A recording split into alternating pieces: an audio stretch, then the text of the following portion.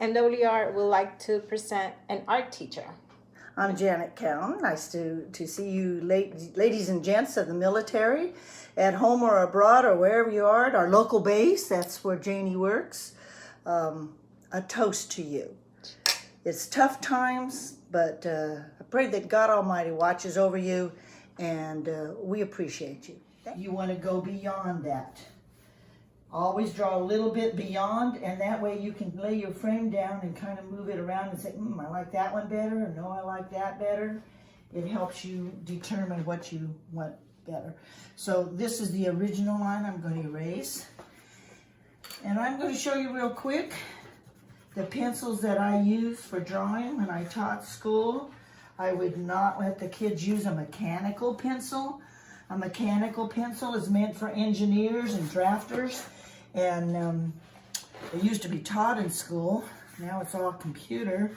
But a drafting pencil and so on, a mechanical pencil, can only give you one width of line and one tone. So I would suggest that you invest in Generals. This Kimberly Generals Graphite Drawing Pencil Kit.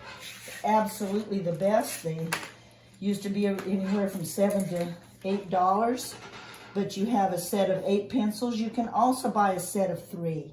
So it's, very inexpensive. They give you a light, middle, dark. Again, that's a trick for illusion, for any type of depth of field. Your tone should be light, middle, dark. If everything's done real light, it's going to look like you took your picture at noon and everything's just flat. My husband and I were able to get up to Canada and we saw Lake Louise.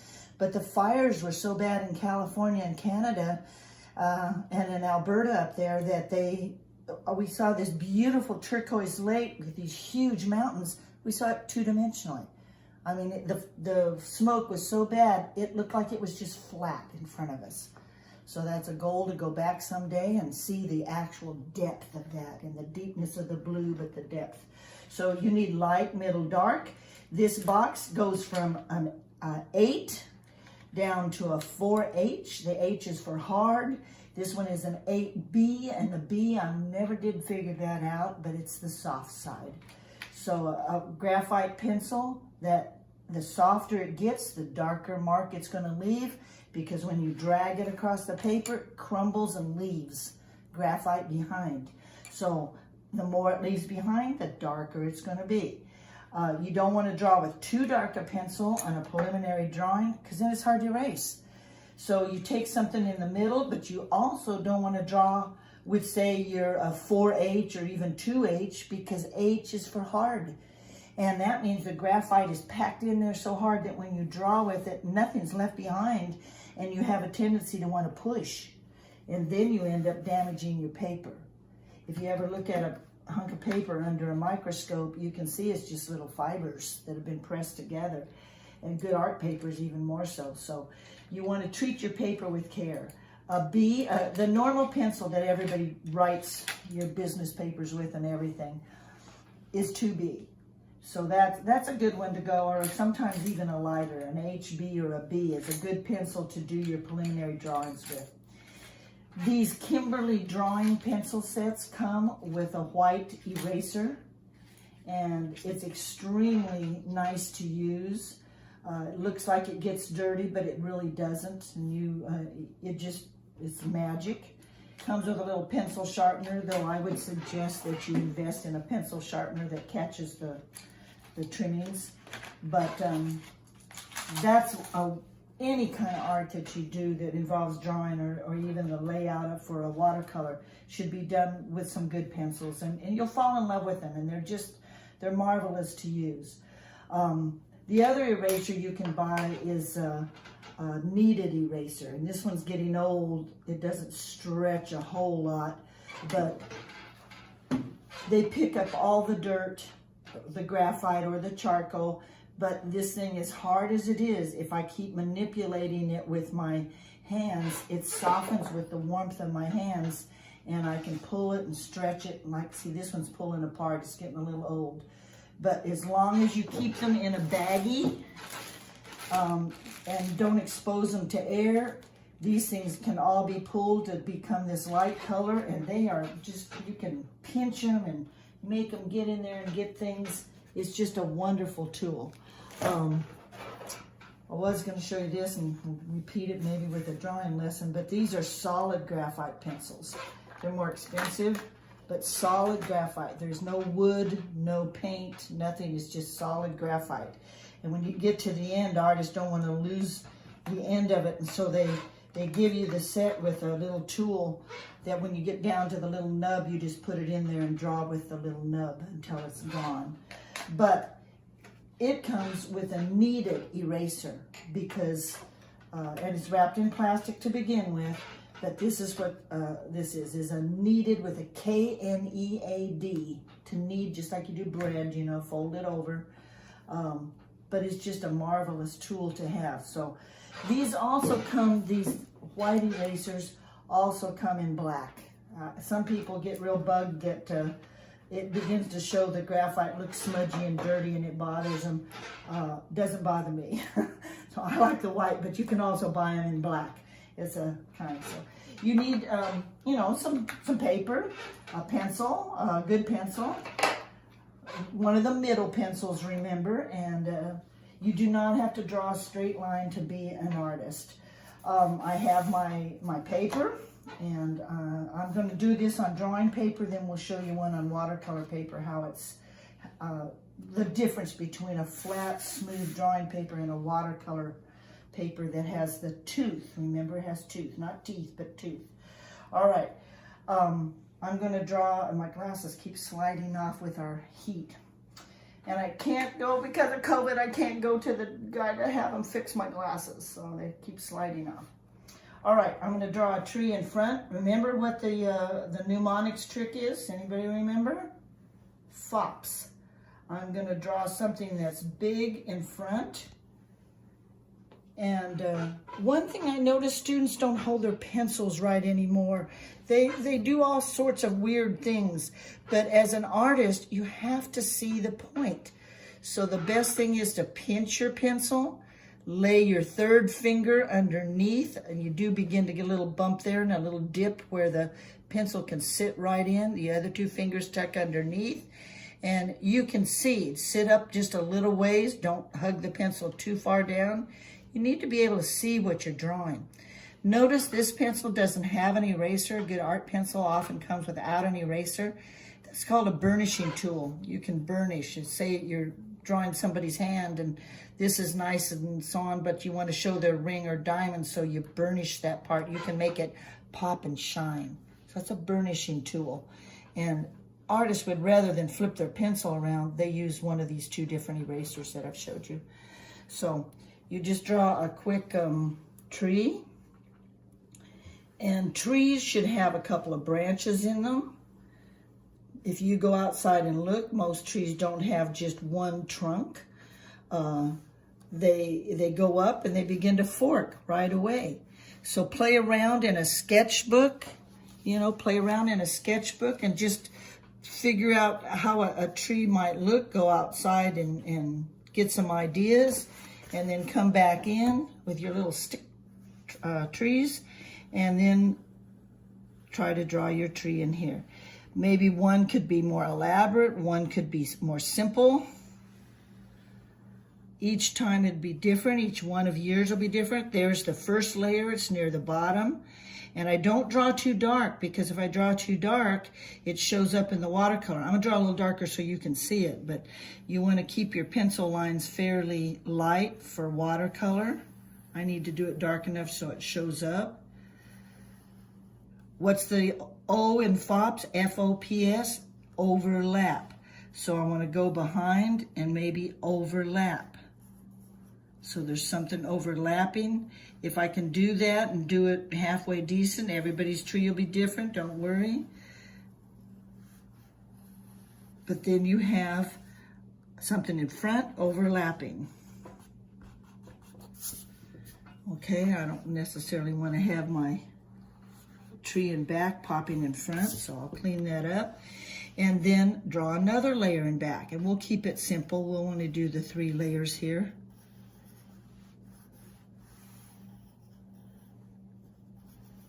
Maybe I could have a bit of a hill back there and then coming down. Have one go behind. And the more you do, the more fun it's going to be because you'll have more things to paint. So I've got 1, 2, 3 layers. And that'll be my drawing. And notice I've gone over outside my frame. That way when I do lay my frame down, I can kind of play around and make sure I have everything inside the composition. So I'm going to go ahead and get my water set up to a watercolor. I am also going to use a little bit of salt just to show you a technique that's kind of fun to use. But I have just some regular old table salt, and a nice bigger jar is better. But when you paint with watercolor, and I have a ton of brushes here, I have zillions of brushes, a good watercolor brush, and this one's beginning to get a little loose, I feel there. But the reason for that is if it gets too much water down in there, this is called the barrel, the ferrule, and the bristles. Barrel, ferrule, bristles. And the ferrule is squeezed onto there, but there's also a glue. So when you put it in your water, that water should not come above the metal ferrule, because if it gets up inside there for just long periods of time, it can soften that glue. Also, if you see, the brush can get flattened, so leaving it in there a little while is not bad, but you really should take it out. And you know, one thing I didn't do, I'll set my brushes here, but I didn't get a paper towel this morning. I didn't set up a paper towel. But a paper towel would be very handy to have. When you watercolor, oh, this is called a round.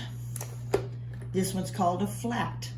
And there are all kinds of other brushes here, a bright and tapered and so on. But the basic idea is a round and a flat. And the flat can be just plain flat across the top, or it can be a little bit tapered. They can be white, that's synthetic. These here are hair. This one here is an expensive brush. It's a sable. They used to make them in Russia. I'm not sure where they get them now, but this is a Winston Newton sable. And some of these things, a good brush can cost from $10 to $50, depending on what kind of fiber. And when that brush is wet, you can tell if it's a good brush because it forms a point. Do you see that, how nice?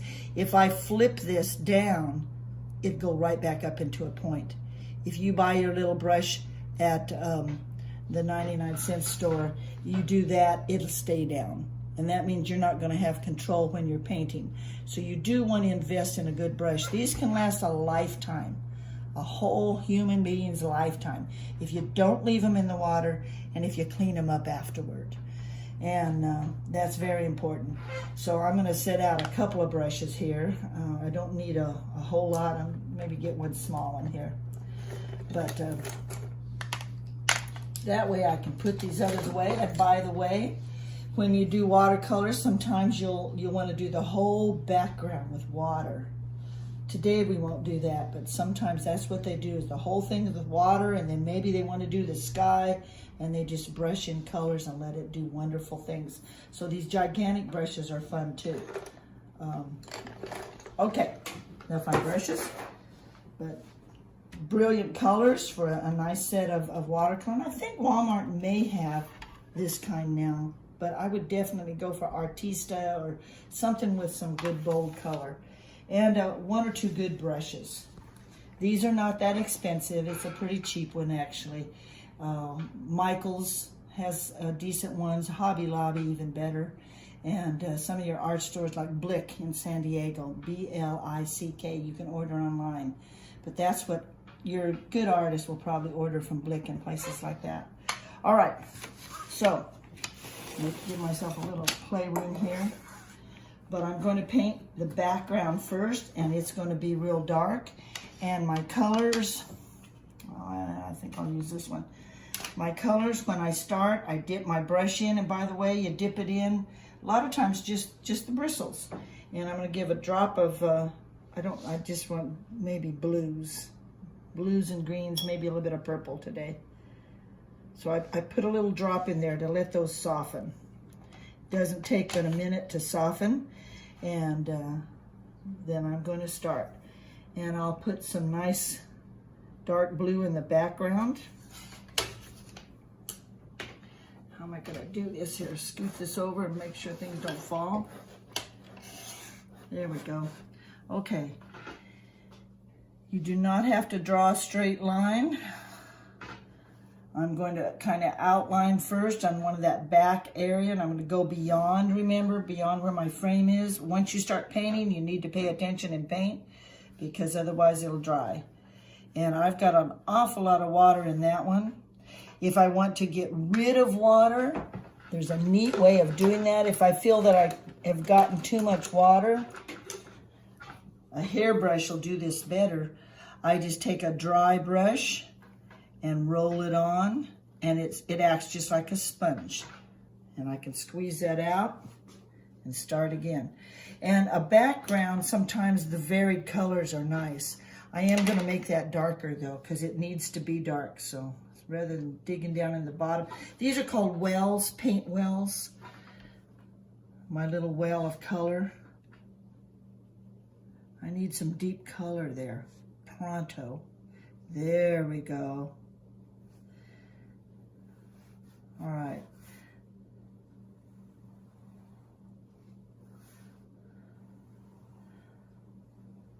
You'll find that when I taught art, you become quiet.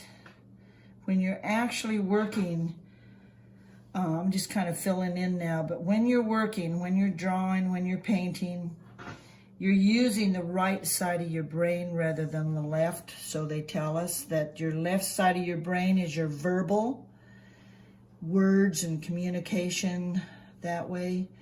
Your right side of your brain is, you see how this is rolling a little bit? Because this is drawing paper. See how it's rolling up? We'll do a clip at the end where you'll see that I'm doing it with regular watercolor paper, and it won't roll like that. And while that is wet, I'm going to take a little bit of salt, and if I get a tiny pinch, hold it up and sprinkle it in there, it'll do neat things, because salt draws color. It draws all the water to it. That's why they use it in the streets in the snowy time and all. It will, just a tiny bit, not too much, but it'll make a neat texture back in there, like say the starry night. Maybe we're on the crest of a hill and you're looking down over the starry night and back.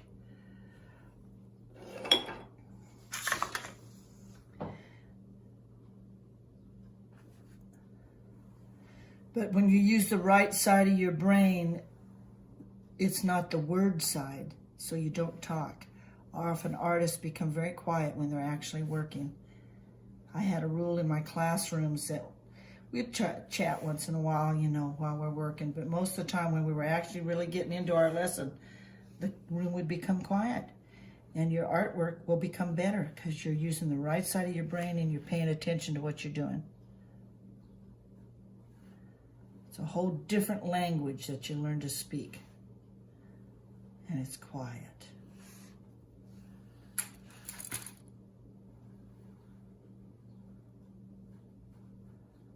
And if I want to dip a little water in there so I don't end up with streaks, but a good paintbrush won't give you streaks, and good paint won't give you the streaks.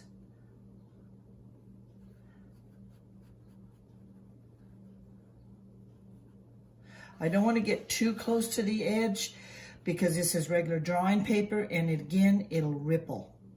And if that doesn't dry in time, I can go back with my dry brush and pick it up and fix it. If I talk, I might end up painting another layer here, so I need to pay attention. And I'm going to get it move. That's another thing. If I had this set up differently, I could spin the paper around upside down, and that's okay. You don't always have to paint right side up.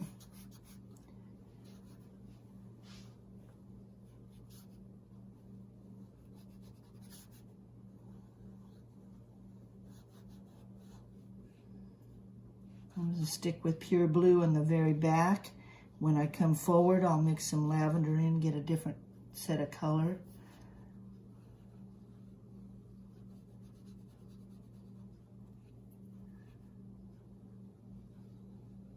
Don't need water all the time. You don't need a ton of water. I usually dip my brush in and just rub it along the side one time. And that takes out enough water that it leaves enough in. A good brush, a good watercolor brush, I can go like that and nothing's going to come out of it because it really hugs that water tight. A cheap one, water would be dripping out left and right.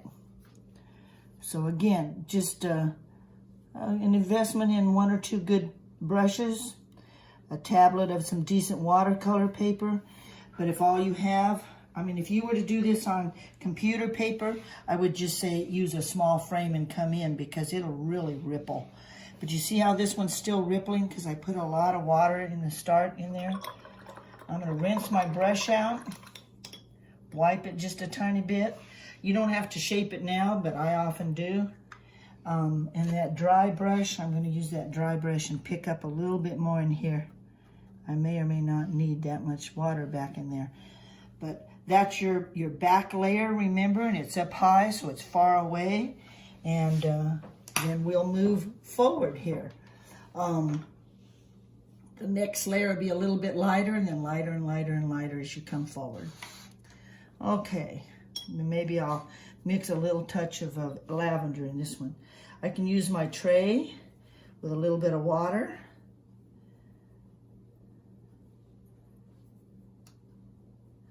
And that'd be great for the whole time. Notice I go back and forth there and I didn't bother cleaning my brush out going from blue to purple, from purple to blue.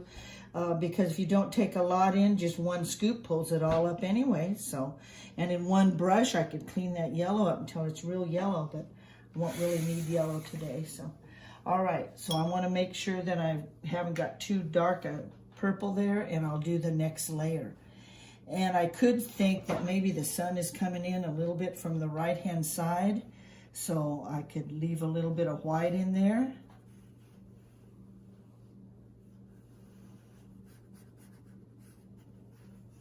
And I want to pay attention to what I'm doing and not paint the layer up in front. If I paint the layer up in front, I've lost my depth of illusion, so I need to stick with my layer there. And maybe a little bit of variation in the ground. You see how that's rippling? We'll show you a clip on a better paper here in a minute, but some of you may not have access to good paper, so don't wait around. Start to paint, have fun. Gives you good practice. Okay. Bushes are nice. You could do some bushes, you know, back in there. All right. Leave a little bit of white now and then. That's kind of a neat thing to do. And this one, it has no tooth, so you're not seeing sparkle. But you'll see that when I do it on a better paper. All right, so let's see. I have to pay attention. That tree, this tree.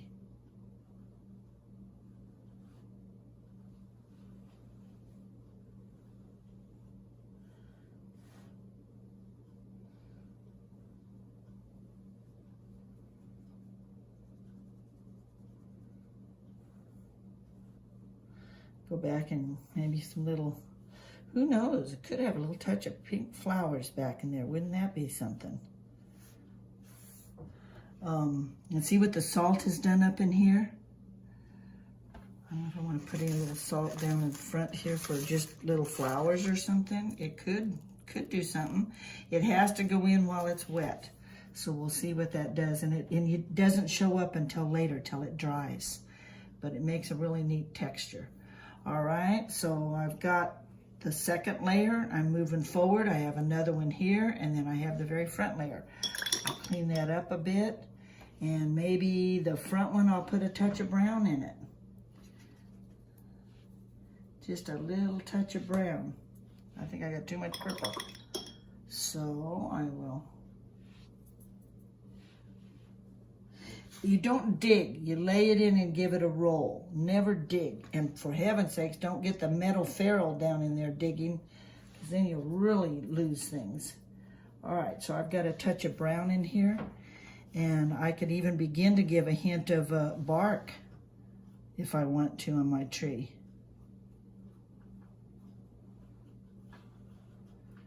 We took a trip to Alaska. Oh, the most beautiful trees in the fall. We drove the top of the world highway through a little town called Chicken. They just didn't know how to spell ptarmigan, which is the bird up there that turns white in the winter and looks like a big chicken running around the Arctic. So the town called it Chicken. And gold mining, of course. But when you drive the top of the world highway in Chicken, the trees are so yellow in the fall. We went up there twice, 2 years. 1 year it was so yellow, I mean, it felt like you were putting on yellow glasses. You step outside the car and you were just, I mean, in a globe of yellow. It was unbelievable. Just from the yellow leaves, from the birch leaves changing. And the bark is so beautiful. Watercolor, you don't want to keep painting. There's two things that happen in watercolor. If you keep painting over and over, remember this is water on paper and it tears up the paper. This is a cheaper paper and you can begin to see the fibers coming up there a little bit. Maybe it'll look like, you know, the ground and so on. But you can tear that paper up because it's wet. If I were to, you know, take my fingernail, I could scrape a hole in the paper, especially if it's thinner paper, because it just falls apart. Another thing is if you mix too many colors, and I'll talk about that in a minute, but if you mix too many colors, everything can get muddied, so you no longer have a blue. Alrighty, well, we're almost done because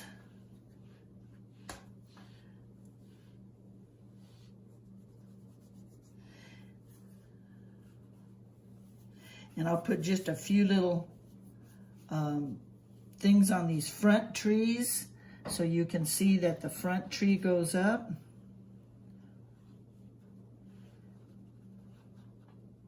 The light's continuing to come from the right, and so I have my shadow on the left. You can keep your trees very simple if you want. And then, if you want, this is a neat little technique, go straight to kind of a drier paint well. Doesn't have a ton of water, with a tinier brush, and you can have some little benches. And they would kind of jog around.